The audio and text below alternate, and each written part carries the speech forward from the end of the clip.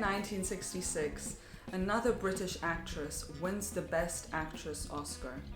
The unfussy yet cool Julie Christie stood out in a crowd of glamour.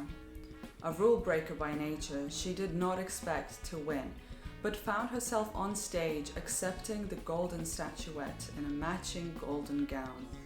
It was the first time the Oscars were televised in color. It was the perfect way to present the vibrancy of the 60s and Julie Christie's charm.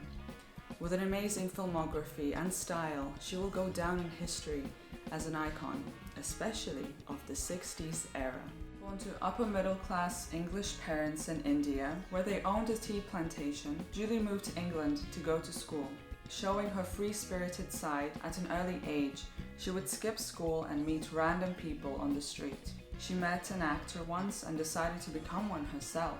She was enamored by the bohemian lifestyle and eventually went on to study at the Central School of Speech and Drama in London. Soon after, at the age of 21, Julie appeared in her first film, A for Andromeda, and appeared in a couple more comedies, even getting considered to play Honey Rider in Dr. No, the very first Bond film. Her breakout role, though, was in the film Billy Liar in 1963.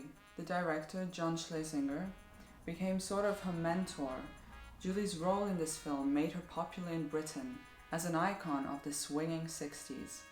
It was a time where the Beatles, Twiggy, Michael Caine, Marianne Faithfull, the twist dance, and the psychedelic Prince were in full swing. London was changing.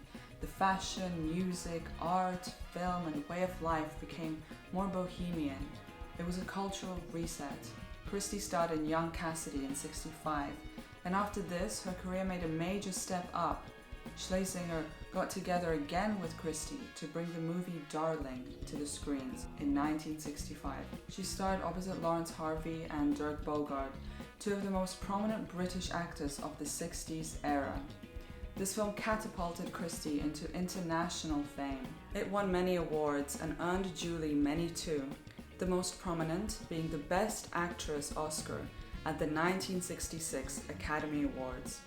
Julie resisted coming to the ceremony because she did not want to be in the hustle and bustle of Hollywood, which she clearly was not a fan of. But nonetheless, upon the uttering of her name as the winner, she was thrilled.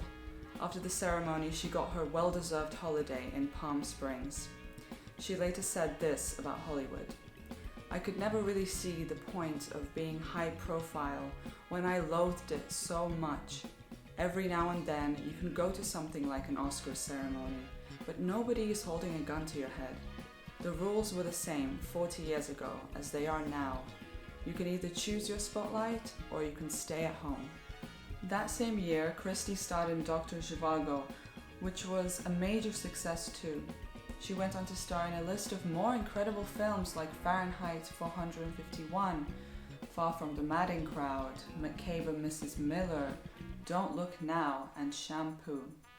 That is the appeal of Julie Christie. From the very start of her acting career, she had her eye on only film roles, and film roles that were interesting, alluring, and memorable.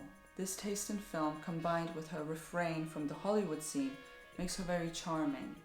Her compelling performances that varied from one film to another proved her talent. That is why she still acts to this day.